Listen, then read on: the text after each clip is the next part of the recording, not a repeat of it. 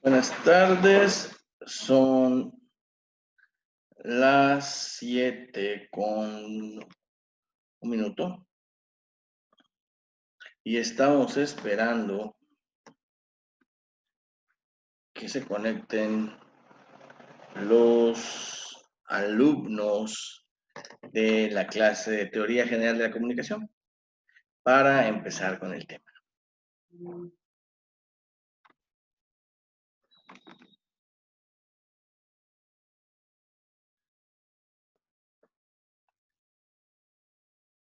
Hola, buenas tardes. Hola, buenas tardes, maestro. Vamos, esperamos a que se conecten tus compañeros y lo prometido es de hoy, vamos a hablar de comunicación educativa. Sí. ¿Todo bien? ¿Listos para su examen el miércoles? Su proyecto. Sí. Aquí se va a calificar, no hay problema. ¿Alguna duda en específico o ya está todo entendido? Está todo bien. Sí. ¿Cómo van con sus parciales?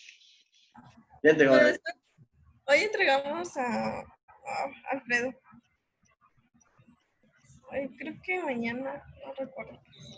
Es que como no tenemos calendario, creo que hay uno que entregamos un mismo día y un día que no entregamos. Ya. Así que, como que no Me está imagino como... que el viernes no entregan nada. No. Creo que el jueves entregamos con el maestro Marco. Creo que con la maestra Angélica también. No recuerdo el día. Con usted el miércoles. Y... Ay, ¿qué me falta? A ver, con la maestra Mike creo que... No sé si mañana o el miércoles. Igual. Sí. Ya creo que son todos. Ah, perfecto. Ya voy a estar calificando. Todos ya, nadie me dé tareas ya, ¿verdad? Creo que no. Ok. Ya con eso para acá. ¿Vieron el mensaje de coordinación de los exámenes? Ah, sí.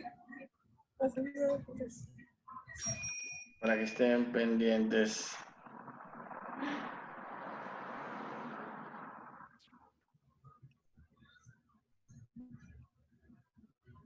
Vamos a esperarlos entonces.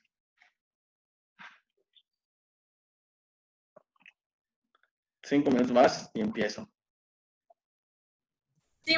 Buenas tardes, ¿cómo estamos? Buenas tardes, Cristian, buenas tardes, Remy. Buenas tardes. ¿Cómo estamos? ¿Todo bien? ¿Listos ya para el proyecto del miércoles? No. Yes, I do. Ok. Bueno, les había comentado. ¿Tiene alguna duda extra? No, todo bien, ¿verdad? No, puedo hacer un video y subirlo en YouTube, ¿no? Perfecto. La clase pasada les dije que íbamos a hablar un poco de comunicación educativa. Y bueno, vamos a hablar de esto y de los diferentes modelos educativos que existen. Y pues siempre digo que esta clase la puedo utilizar para contar experiencias de lo que algo que se haya pasado, secundaria, prepa, que es parte también de la clase, ¿no? Vamos a ver. Vamos a empezar. Todavía falta 2 minutos más y esperamos a que entren todos. Chicos, o empezamos una vez. Pues, podemos esperar 5 minutos. No, 2 minutos más, o sea, hasta 7:10, 7:15, bueno, 7:10, 7:15 es mucho. Pero sí vamos, si no empiezo la clase ya los voy aceptando al... Anywhere. Ok. Vamos a esperar a 7:10 y ahorita les comenzamos. Voy a empezar compartiendo la pantalla. ¿Qué vamos a ver ahí? Comunicación educativa. Procesos de comunicación educativa, tipos de comunicación educativa y teorías generales de educación que son necesarias y, bueno, cómo funciona o a qué se enfrenta la persona que utiliza la comunicación educativa, en este caso, docente.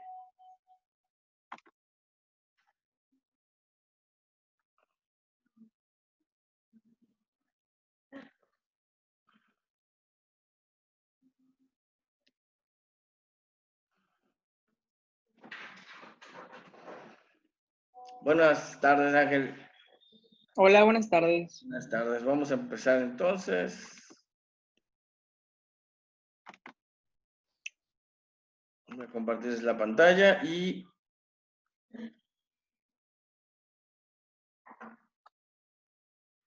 ¿ya se ve? No. No. Ustedes ven.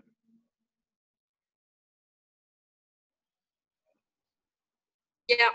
Ya. Ok. Vamos a ver entonces. Bueno, cuando hablamos de comunicación educativa, chicos, hay que tener en cuenta, primero que nada, sus conceptos básicos, ¿no? Primero el de comunicación. Ya entendemos que sabemos que la comunicación, pues, es el proceso, ¿no? De intercambio de información y que, bueno, va a realizar o va a significar un cambio, ya sea en la conducta o el comportamiento de los que están implicados en el proceso.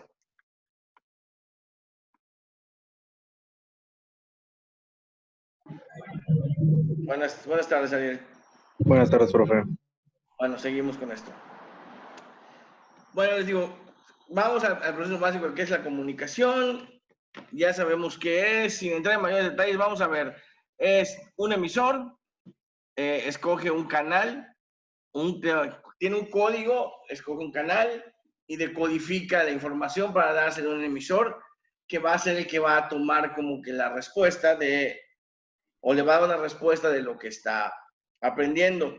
¿Se acuerdan los 4 puntos? Voy a volver a hacer énfasis en esto. ¿Cuáles eran los fines de la comunicación? ¿Se acuerdan? Persuadir. Persuadir.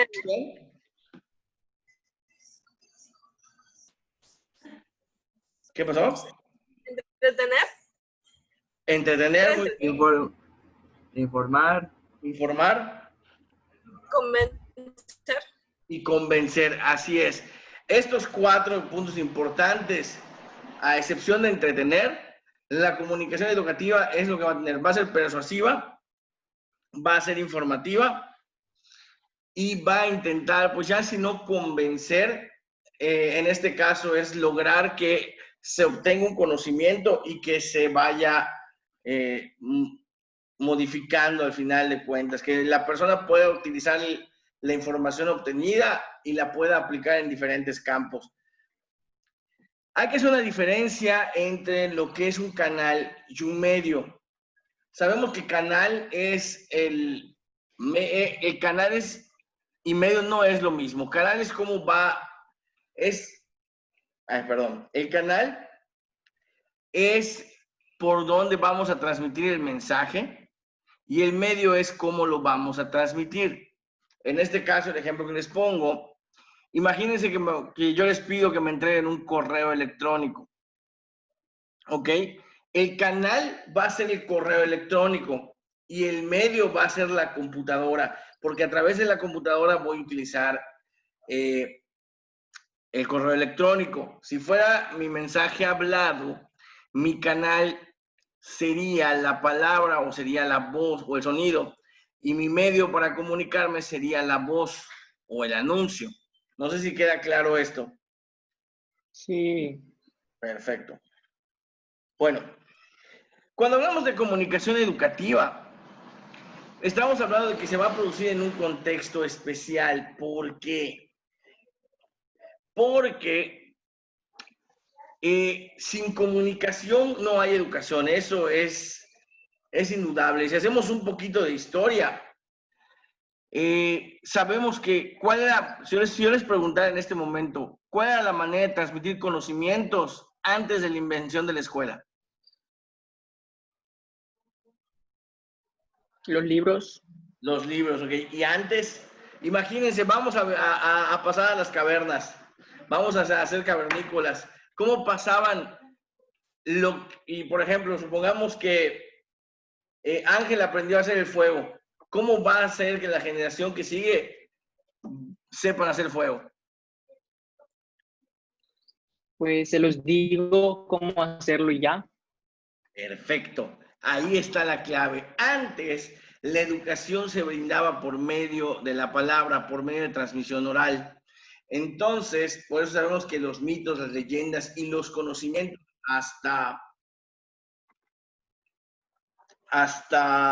la invención de la escritura se pasaban de generación en generación por medio de la tradición oral. Entonces teníamos una educación que no era tan estricta, pero había una educación y también estaba el otro proceso que era enseñar a través de la imitación. Es decir, si yo agarro una piedra y la aporreo con otra piedra donde hay hierbas, la chispa va a hacer que se encienda la yesca. ¿Ok? Entonces, te lo puedo decir, pero tú no vas a saberlo bien a menos que te muestre, ¿no? Entonces, el proceso de educación generaba o se genera a través de la palabra y a través también de, por eso se llama enseñanza, de mostrar y demostrar cómo se estaban obteniendo esos conocimientos o cómo se hacían las cosas. Ahora bien, ya la educación existía en el mundo desde hace tiempo, desde las antiguas tradiciones tenían, por ejemplo, los sumerios, los griegos, los egipcios, tenían pequeñas escuelas donde se educaba, pero no se educaba a toda la población. Quienes tenían acceso a la educación más privilegiada, obviamente, eran quienes estaban dedicados a ser sacerdotes y quienes estaban dedicados a ser faraones, es decir, las élites. Lo vemos también en los aztecas, aunque los aztecas eran más generales, porque si han oído hablar del Calpulli y el Calmecac. El Calmecac, sí. Bueno, el Calpulli y el Calmecac eran donde se enseñaba a ser guerreros, sacerdotes, y las mujeres también acudían a una escuela donde se les enseñaba las labores del hogar y del tejido, bordado, recolección, etcétera, etcétera. Pero había un sistema educativo de enseñanza.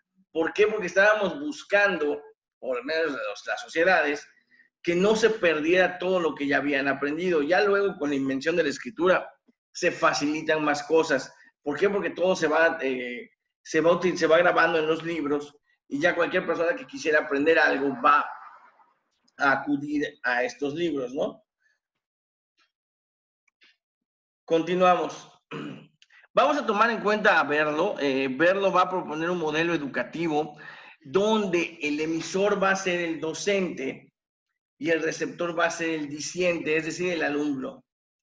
El alumno va a recibir el mensaje independientemente de que esté afectado o no por el ruido, el alumno siempre va a recibir como que el mensaje y va a realizar un proceso mental donde va a decodificar e interpretar la información que recibe. Una vez que pasa esto, el alumno pues se vuelve el emisor porque va a expresar todo lo que aprendió al docente, es decir, se vuelve ahora el transmisor, ¿no? En términos perfectos y teóricos, así funciona la comunicación educativa. Yo, docente, le enseño al educando y él debe aprender todo lo que yo le diga. Así sin más. Sin embargo, hay que tener en cuenta muchos factores, entre ellos está el ruido. Ya sabemos qué es el ruido, pero también hay otros factores que un docente no se comunica solamente con los alumnos. Un docente tiene un tipo de comunicación con 3 tipos diferentes, que son docente alumnado, docente administración y docente padres de familia. Es decir, tiene que utilizar 3 tipos de lenguaje para comunicarse a los distintos a los distintos grupos que va o a los que se va a enfrentar, si lo quieren ver de esta manera. Según Berlo, y vamos a continuar con Berlo porque es el que mantiene una teoría educativa bastante interesante, al menos de comunicación educativa. La comunicación educativa tiene que ser motivadora, es decir, tiene que lograr generar el docente que los alumnos no solo reciban lo que están, la información que les está brindando, sino que además deseen aprender un poco más e ir más allá de lo que están aprendiendo. También la comunicación tiene que ser, obviamente tiene que ser persuasiva. Si el maestro no logra persuadirte para que aprendas o para que le prestes atención, ahí también va a haber un pequeño problema. Es estructurante. ¿Por qué es estructurante la educación? Porque nos va a enseñar la manera o los procesos para poder aprender o para poder aplicar los conocimientos que se reciben. Tiene que ser adaptativa, es decir, el docente tiene que saber a quién se está comunicando y adaptar todo el lenguaje técnico al modelo o a la forma más sencilla y más clara para poder entender. No es lo mismo, por ejemplo, un docente o un maestro que va a enseñar a niños de primaria a un maestro que va a enseñar en doctorado una clase de física. Por ejemplo, si vamos a enseñarle las leyes de la física a los niños de primaria, ¿qué les enseñaríamos? Pues lo caliente quema, lo frío, bueno, el frío apaga o el frío elimina el calor. Lo muy básico, saber cómo explicarle a los niños de primaria. Tiene que ser generalizadora. De una u otra manera, por los modelos económicos, por los modelos educativos, la educación tiene que brindarse de una manera general. Aquí hay un pequeño problema y que va a tratar el sistema, que la educación se brinda de modo general sin importar qué condición o qué habilidad tengas, ¿no? Solo se centra como que es como una comunicación en masa. Aquí es lo que vamos a ver, donde van a entrar los modelos educativos. Y otra cosa, también la comunicación educativa debe ser facilitadora de la inteligibilidad, es decir, debe crear estos conocimientos o debe lograr que el alumno capte esos conocimientos, los entienda y los pueda aplicar en diferentes ámbitos. ¿Hasta aquí hay alguna duda, pregunta? No. No. ¿Seguro? Sí. Sí. Ok. Bueno, ¿cuáles van a ser o cuáles son las competencias que van a determinar que la comunicación educativa sea eficaz? Primero, que el profesorado tenga competencias educativas. No van a llegar a clases con un maestro que tenga, primero que nada, dificultad para comunicarse. Un maestro que no sepa expresarse bien o que no sepa modificar su lenguaje a la medida que vaya enseñando o al tema que vaya enseñando, va a tener problemas para hacer la comunicación o para lograr una comunicación más efectiva con los alumnos. Aquí han tenido algún maestro que tenga, no aquí en la escuela, en primaria, secundaria, han tenido algún maestro que haya carecido de estas competencias educativas, en el sentido de que diga, pues hoy les voy a hablar de y que no hayan entendido por no saberse expresar.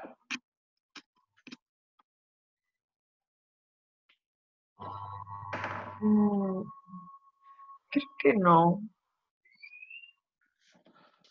No, creo que no. Ok. Bueno, el segundo punto son las actitudes del docente.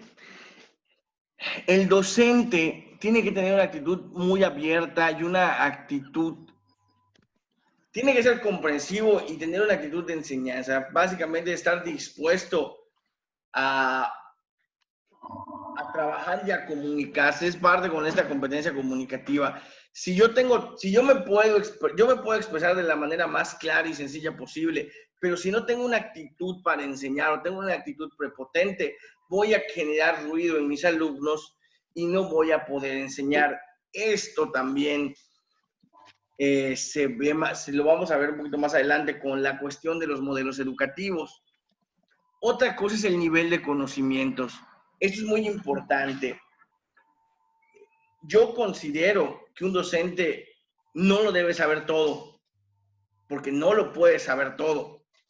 Pero hay modelos educativos que dicen que el docente es la autoridad máxima. Lo vamos a ver con el modelo clásico y el modelo vertical de educación, el vertical descendente. Pero el maestro debería, si no sabe algo, debe ser consciente y hacer partícipe al alumnado de que tiene la duda e investigar con los alumnos lo que están ignorando. ¿Por qué? Porque al final de cuentas la educación no es solo un concepto o un proceso educativo que va solo de un lado, ¿no? Es un proceso educativo que va para ambos, y así como el docente les ayuda a ustedes con ciertos temas, ustedes también pueden apoyar a la educación o a la retroalimentación. ¿Qué pasó, Pati? ¿Vas a decir algo?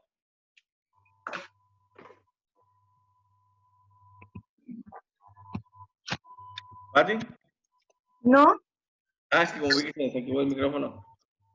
Ah, ha de ser porque estoy tecleando. Ok.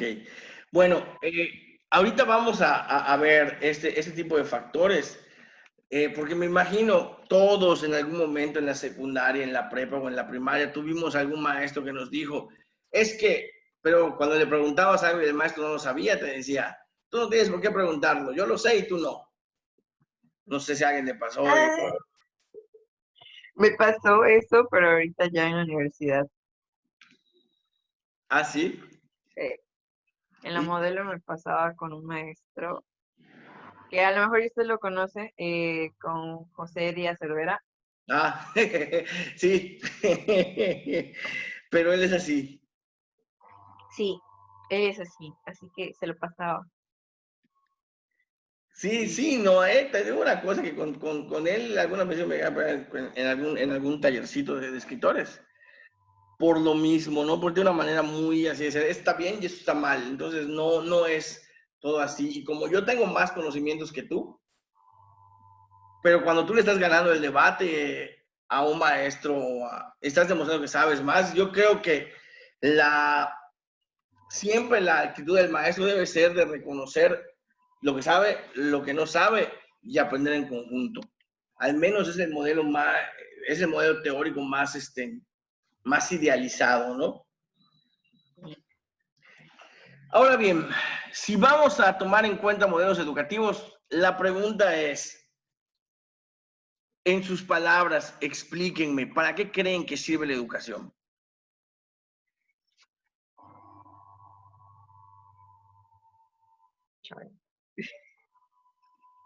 ¿Por qué chale? No, sí, dígame, ¿para qué creen que sirve?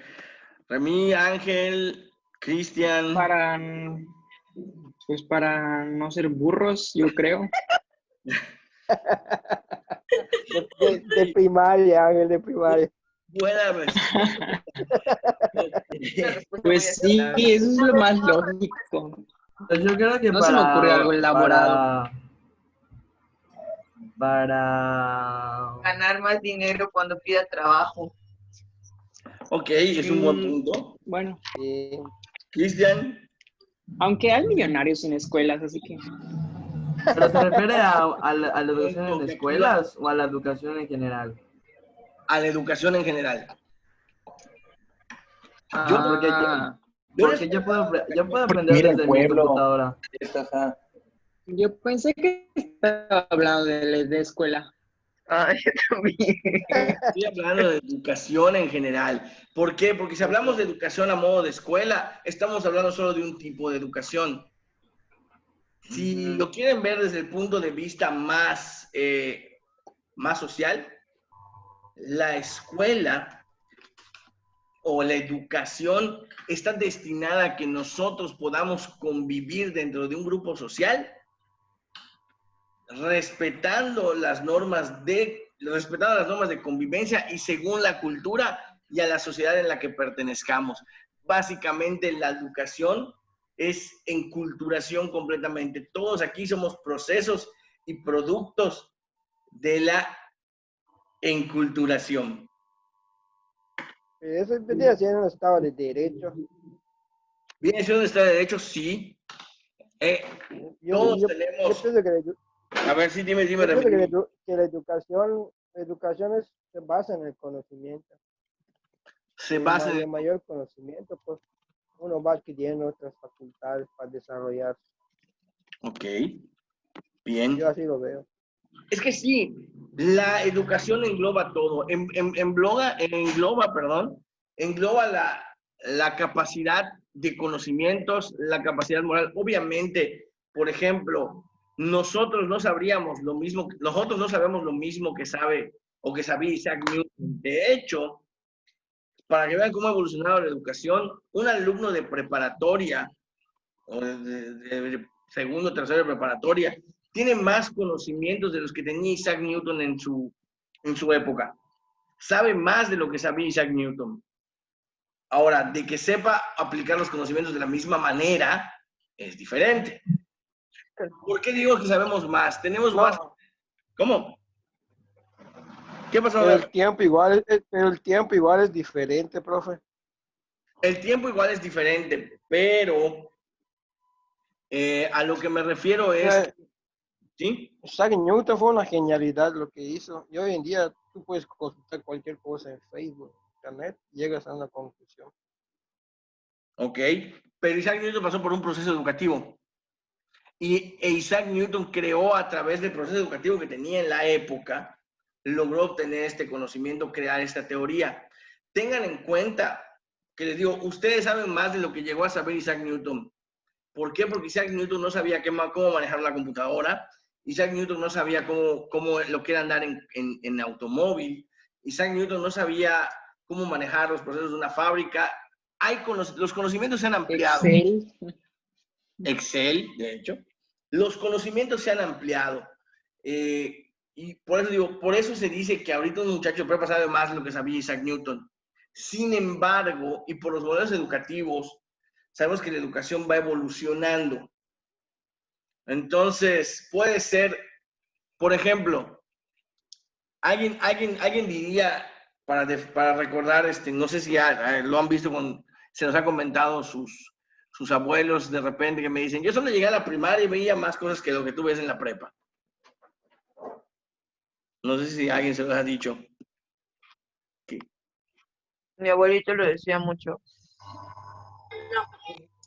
Sí, igual mi abuela decía mucho esta cuestión de que ellos veían gramática, acentuación, todo en primero, segundo de primaria, pero tampoco tenían tantas oportunidades porque no terminaba. Bueno, al menos mi abuela se quedó hasta primero de secundaria, si no me equivoco, porque a los 14 años... Escriben bonito en manuscrita.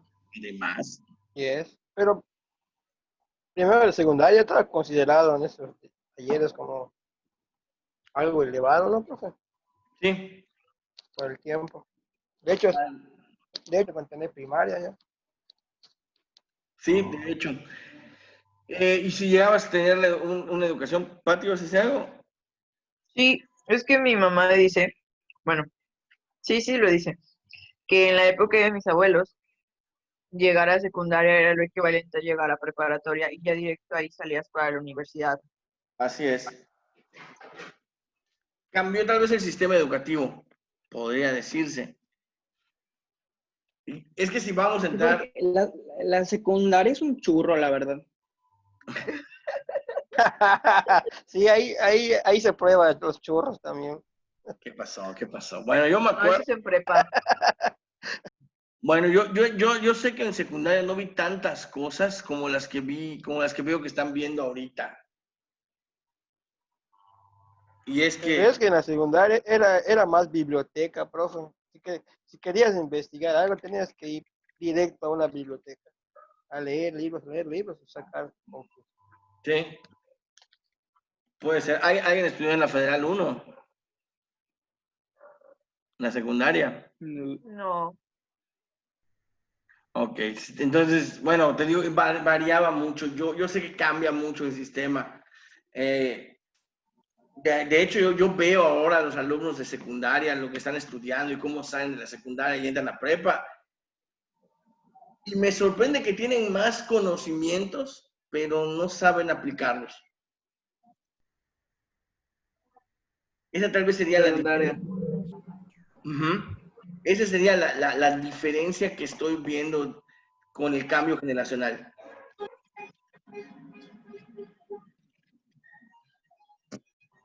Bueno, lo que decía educación, y todos somos productos de la enculturación. Antes de hablar de aculturación y cuando hablamos de cultura, todos somos productos de la enculturación porque todos vamos a la escuela y tenemos educación formal. Y la enculturación es este proceso que les digo, por el cual un individuo va a aprender las normas de conducta, las creencias, las tradiciones y las tradiciones culturales y costumbres de la cultura en la cual están inscritos, es decir, donde nacimos. Obviamente la cultura que tenemos es la cultura mexicana y más cultura mexicana, la cultura yucateca. Por el medio en que nacimos, estamos propensos a obtener solo información de la cultura. Entonces, para poder entender este proceso de aculturación y enculturación, hablábamos de conocimientos, hablábamos de conocimientos, hablábamos de comunicación, de educación, porque cuando hablamos de comunicación educativa hablamos de todos esos conceptos, pero cuando hablamos de educación no podemos centrarnos solo en la educación de la escuela, ¿ok? Para la comunicación intercultural y para la educación hay tres tipos de educación. ¿Cuáles son tres tipos de educación? Educación formal, educación no formal y educación informal. Ojo, no es lo mismo. La educación formal es la educación clásica. Es aquella que está reconocida por toda la sociedad o por los ejes principales de la sociedad. Tiene una validez oficial y está avalada por una secretaría o un ministerio de cultura, el cual está avalado por un gobierno o la entidad de un país. CEP, WADI, CTM, CONALEP, CEBETIS, todas las instituciones educativas que pertenezcan o que tengan un sistema educativo implementado por el gobierno o aceptado por el gobierno, es educación formal. ¿Ok? La educación formal es diferente. La educación formal es la educación que va a estar asociada a grupos o a entidades autónomas o civiles que van a enseñar cosas que no enseñan en la educación formal. Por ejemplo, los cursos los talleres de escritura que se dan para los talleres de Excel, por ejemplo, los talleres de escritura para oficinistas, no sé, los talleres de cocina, tienen una validez oficial y es más voluntario. Aquí va la cuestión del voluntariado y de qué tanta estructura va a tener. La educación no formal puede estar incluso apoyada o avalada por la educación formal. No sé, un ejemplo de esto sería, ¿alguien ha visto es la Escuela de Artes y Oficios? ¿Alguien ha oído hablar de ella? La ESAI. No, la ESAI. No. La ESAI es como una universidad. Le estoy hablando de la Escuela de Artes y Oficios.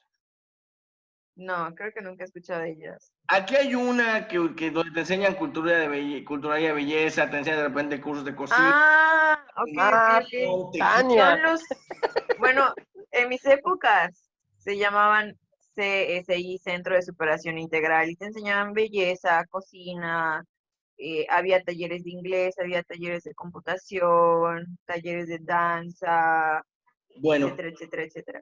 esa es educación no formal. ¿Por qué? Porque no está avalada, bueno, parte de organizaciones civiles que dan esta educación para que la gente pueda salir adelante con un oficio.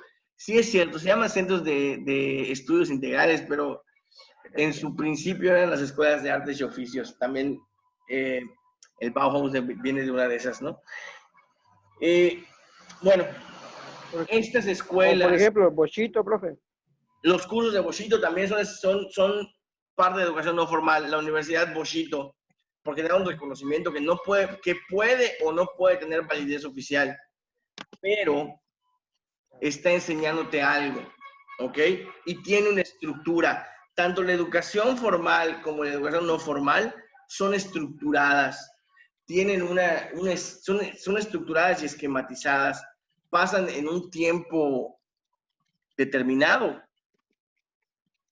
pero tiene que ver mucho con la validez tanto oficial como no oficial y quién está impartiendo las clases o los talleres.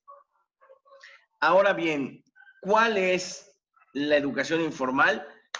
La educación informal es lo que cubre lo que ustedes quieren aprender, pero no tienen tiempo. Por ejemplo, mi mamá me enseñó a cocinar un huevo para que no me muera de hambre. Eso es educación informal.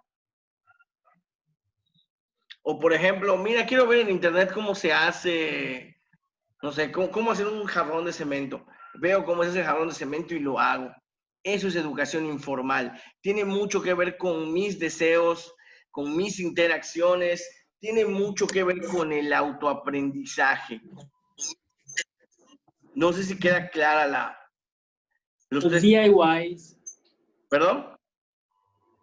Los DIYs, los do it yourself. Así es, exactamente. Hágalo usted mismo. Tiene mucho que ver todo eso. Esos veo todo el día. Yo también. Los 5-minute crafts. Que no les Pero voy a no los decir, hago, pero solo los eso. veo. Los ideas en 5 minutos, todo eso son parte de una educación informal.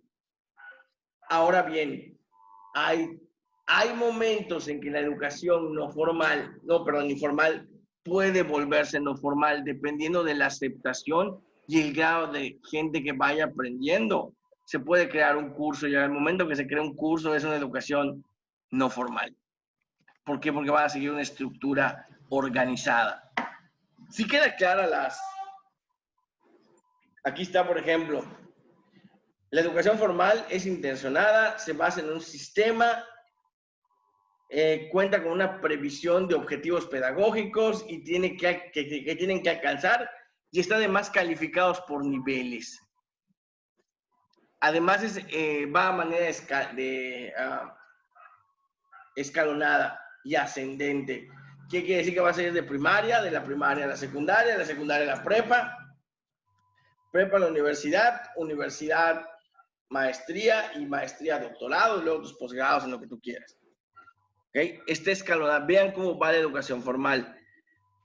La educación no formal está basada en las necesidades o problemas que hay en una sociedad o población. Pues que no tengo un certificado ISO 9000, voy a tomar un curso para tener esa certificación. Que no tengo, que me gustaría aprender, no sé. Los de Carlos Slim. Los cursos de Carlos Slim son educación no formal, muy bien. ¿Puede o no puede ser apoyado por el sistema educativo? Eso ya va a la cuestión de la validez que vayan a tener los cursos. Y pues la educación no informal es a través del aprendizaje de las actividades diarias. No hay estructura y tampoco ofrece certificación. Se puede decir, yo puedo aprender a hablar chino, japonés, italiano o cualquier idioma de manera informal y nadie me lo va a certificar. ¿Cómo aprendiste? Pues me puse a escuchar música y empecé por ejemplo, En Duolingo. En Duolingo. Duolingo tiene un sistema, pero como es una aplicación y entras cada vez... El de Carlos Slim te da tu certificado. Sí, pero es un certificado que digo, puede o no puede estar avalado por la Secretaría de Educación, pero es válido en el sentido de que el certificado de un curso de Carlos Slim te enseña o certifica que tienes una destreza en cierta habilidad. Conocimiento. O un conocimiento, así es. ¿Hasta aquí está claro? Sí. Bien. En cuanto a modelos de educación, aquí queda algo muy interesante. Son 6 modelos educativos, que es el modelo tradicional, el romántico natural, el conductista, el desarrollista, el socialista y el constructivista. Estos modelos de educación tienen que ver, están basados en quién da y quién recibe la educación, ¿no? El tradicional, el alumno solo recibe la información y es una parte pasiva, ¿no? El alumno es pasivo y solo le interesa que le metan la información. Al docente solo le interesa meterle la información y es todo. Es un modelo que está escalonado, es muy rígido y va a tener calificaciones, un rango de calificaciones que pueden no calificar todas las habilidades de los alumnos. Luego tenemos el modelo romántico, donde el estudiante va a ser el eje. Es libre, no está determinado por calificaciones, el alumno toma las decisiones de lo que vaya a hacer. Y entonces el alumno decide si aprende o no aprende. El modelo conductista, pues obviamente va a estar aferrado en que los alumnos aprendan ciertos conocimientos y conductas. Y hasta ahí. Los procesos se acumulan, hay procesos de reforzamiento y hasta ahí. Básicamente un modelo conductista de educación es, ¿te sientes bien pegando a la gente? No, entonces no le pegues.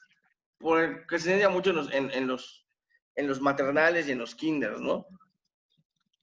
Está el modelo desarrollista, que se va a trabajar por medio de procesos. Es progresivo, secuencial. Toda la educación matemática, las ingenierías, se quedan así. Chicos, nos queda un poquito menos de un minuto. ¿Nos salimos y volvemos a entrar para terminar con la clase? Sí, Sí, sí. Ujú.